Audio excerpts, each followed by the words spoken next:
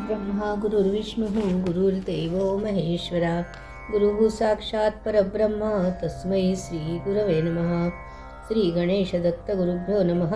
परमपूज्य श्री रामकृष्ण सरस्वती स्वामी महाराजांनी दिलेल्या मार्गदर्शनपर आशीर्वादांचे मी पठण करीत आहे. गुरुचरणांशी स्थिरता.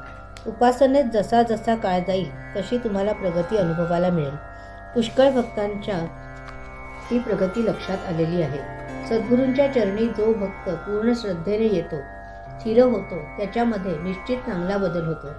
परंतु त्यासाठी काही काळ जावा लागतो. त्या काळात कोठेही निष्ठेला तडा न जाणे हे सांभाळावे लागते.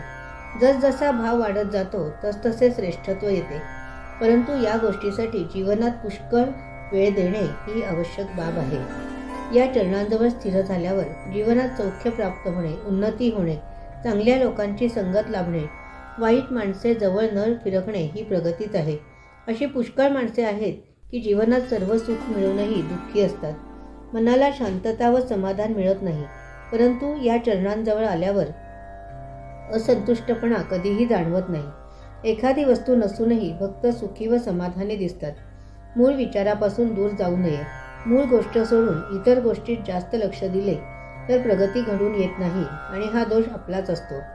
परमेश्वर अवश्य कृपा करतात, परंतु त्याकरता स्वतःची पात्रता वाढवायला पाहिजे. कुबेर कितीही पैसेवाला असला तरी बाजारात कोथिंबिरीच्या गड्डीला 15 पैशाऐवजी 25 पैसे देईल, परंतु 1 लाख रुपये देणार नाही.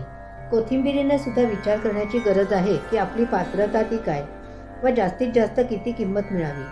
हेच रूपक लक्षात घेतलं की पात्रता वाढवण्याच्या गरजेचा अर्थ लक्षात येईल. परमेश्वर भक्तांची अनेक वेळेला कसोटी घेतो, परीक्षा घेतो. संकटात तुम्ही कसे वागता हेही तो पाहतो. तसेच परमेश्वर रोज भक्ताची वाट पाहतो.